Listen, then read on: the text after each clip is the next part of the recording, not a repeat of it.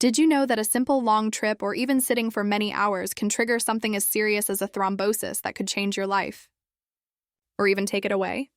But what if you could prevent it, simply by changing some habits or making better choices about what you eat every day? Is it possible to avoid blood clots naturally? And what about that red wine myth? Today I'm going to tell you everything. We're going from the basics to little-known secrets so that you never again ignore how to take care of your blood. So stay till the end. What you learn here could save your life or that of someone you love. Before we start, a quick question. Have you ever felt sudden pain in your leg, swelling, or even redness for no apparent reason? Maybe you ignored the sign. Today you're going to discover why that could be much more dangerous than you think. Don't miss it, because before the end of the video, I'm going to answer the big question. Is it true that red wine can protect us from blood clots? Let's get to the point. What is a thrombosis? Think of it this way. Blood is meant to flow. When it gets stagnant or clots in the wrong place and time, you've got a problem.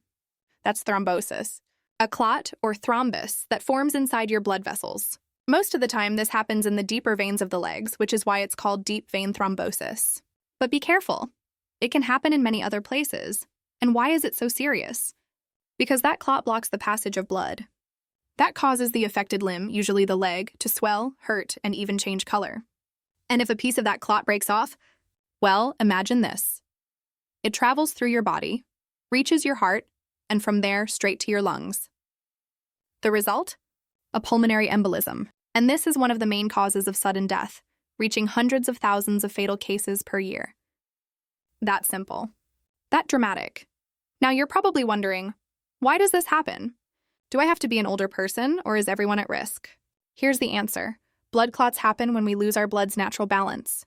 Under normal conditions, blood has to be liquid. But if the body, for some reason, overactivates the clotting mechanisms, the liquid becomes half solid. It clots. And that, where it shouldn't, is thrombosis. This balance is as delicate as a plate spinning on the tip of a stick. Doctors call it homeostasis. And the problem arises when we lose it.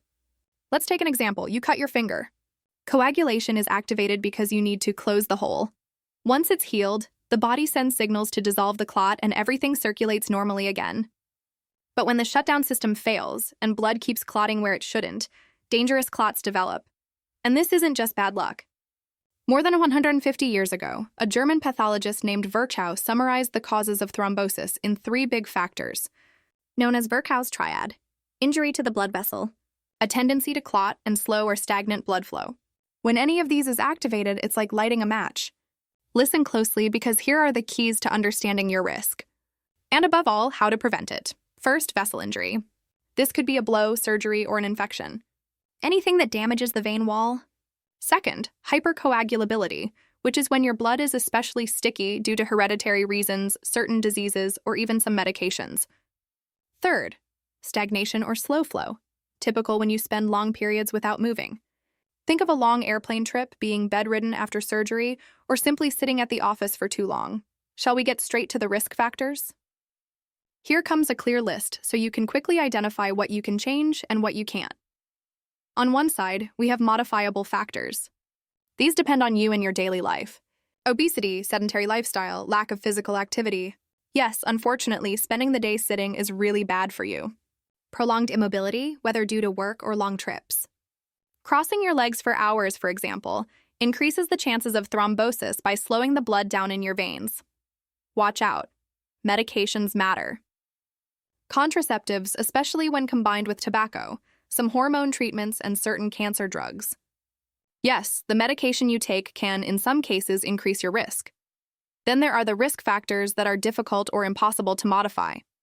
For example, cancer, especially while under chemotherapy. Severe kidney disease, major surgeries, bone injuries, fractures. While no one chooses to go through this, we're vulnerable during these times. And the non-modifiable ones. Age increases the risk, especially after 65. Being pregnant also raises it, as do family history or having had a thrombosis before. There are also genetic conditions, known as thrombophilias, that make your blood clot too easily. If you have relatives with a history of early age thrombosis, take note. Now hang on, because you may be asking, what if I've never had any of these factors, but it still happens to me? That's when thrombophilia is suspected, like antiphospholipid syndrome, which your body can develop as you age or inherit. It's a deep subject, but the message is clear. Always look for the cause. Before we get to the keys for prevention, a critical point. What are the most typical symptoms? Listen closely because we often ignore them completely. With deep vein thrombosis, the classic case is a leg that suddenly swells. Hurts when you move it, especially the calf, changes color, and sometimes becomes red or hotter than usual. This pain is usually sudden and different from regular muscle soreness, for example, after working out. Sometimes there may even be a mild fever if, on the other hand, you start having sharp chest pain, shortness of breath, coughing, especially if there's blood, or a strange feeling when you breathe deeply. That could be a sign of pulmonary embolism. It requires urgent medical attention. Don't dismiss it just because it passed. Passing doesn't mean safe. There's a less dangerous form of thrombosis if it happens in superficial veins. You'll notice a hard, cord-like vein, painful to the touch, near the knee or thigh. Generally, it doesn't cause pulmonary embolism, but still deserves a medical check. Now, how is this diagnosed? First, you have to suspect it. That's why I stopped at symptoms. If the doctor finds your leg swollen or painful, they'll likely order a blood test called D-dimer and a Doppler ultrasound of your leg veins. If there's suspicion that a clot traveled, they'll order lung imaging studies like a CT angiography. And it doesn't stop there. An essential part of the diagnosis is finding the cause, to treat not just the incident, but also the ground on which it occurred. Now on to treatment, because this is fundamental. And by the way, it also serves as a bridge to prevention. The treatment for thrombosis is always personalized. Usually the mainstay is anticoagulant medication, which stops the clot from growing and prevents new ones from forming. How long does treatment last? At least 3 months, sometimes longer. If the cause is unknown or the risk of recurrence is high, it could be lifelong. Are home remedies helpful here? No, the clot that's already formed has to be countered with medications. But there's a lot you can do to avoid getting to that point. And this is where your role is key. Prevention. So pay close attention. Because half of all thromboses can be prevented. How do we prevent? Let's start with the basics. Move. If you have to be seated for several hours, stand up every 1 or 2 hours, even if it's just to walk a few minutes. Can't get up? At least stretch your legs, flex, and extend your ankles and knees. Going on a long trip? Move your feet as if you were walking. Small things that make a huge difference. Avoid crossing your legs for long periods. That becomes a trap. It compresses the blood vessels and encourages stagnation. And if you use sedatives, alcohol, or sleeping pills on long trips, think twice. You could sleep so soundly that you don't change position, raising the risk. Pay attention to hydration. Getting dehydrated thickens your blood and gives clots a chance to form. So even if you're not thirsty, keep your water bottle close. The magic number? Between 2.5 and 3 liters a day, more if you exercise or if it's hot. If you've already had thrombosis or if you're at high risk, don't underestimate the power of elastic compression stockings.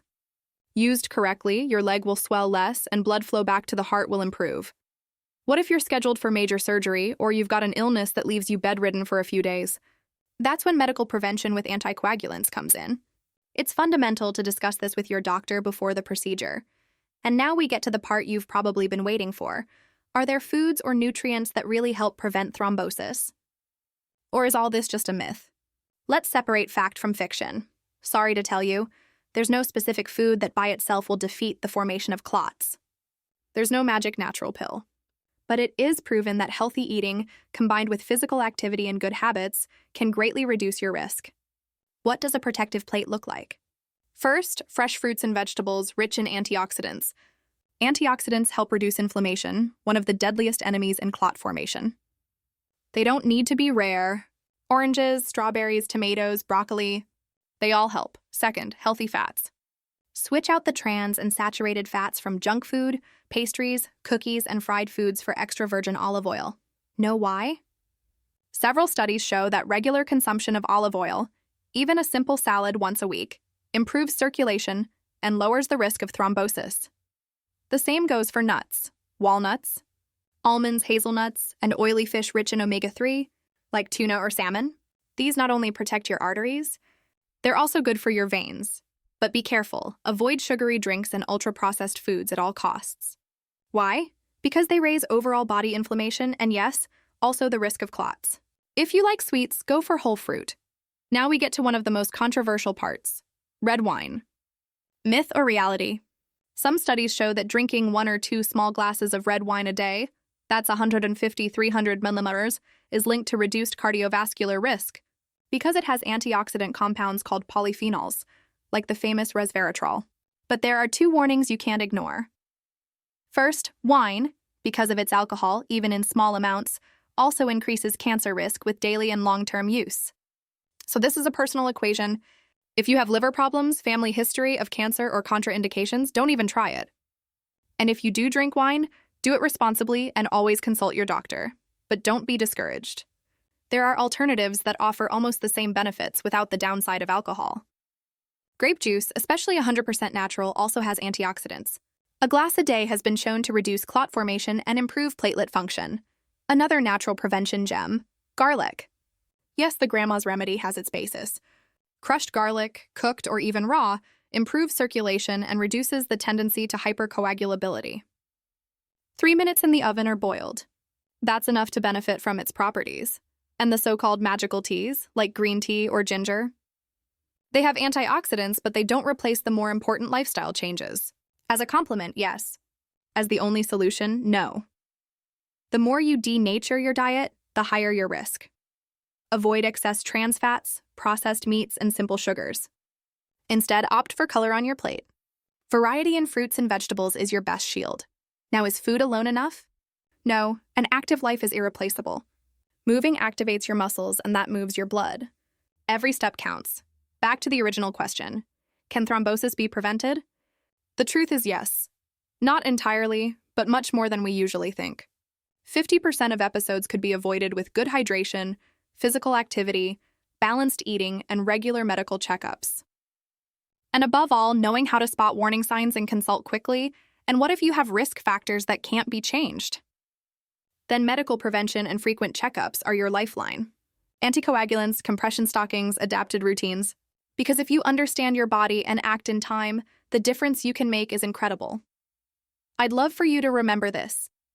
Thrombosis is not just bad luck or a matter of age. It's a combination of small daily choices that add up or take away risk. You don't need to become a fanatic, but you do need to be aware. If this video helped you understand, identify with, or think of someone you care about, share it. Because a life can change just by recognizing these signs and acting. On your end, you can start today. Move, hydrate, choose your food well. Now I want to hear from you in the comments. Have you ever had similar symptoms? Do you have any risk factors? What habits are hardest for you to change? Like, subscribe, and turn on the bell so you don't miss future videos. We'll keep talking about everything that impacts your health. From the basics to the most advanced, in simple, direct, and useful language. Thanks for being here. What you learned today could be your best life insurance. See you in the next video, where I'll reveal more secrets to help you get ahead of disease and live better. Bye-bye.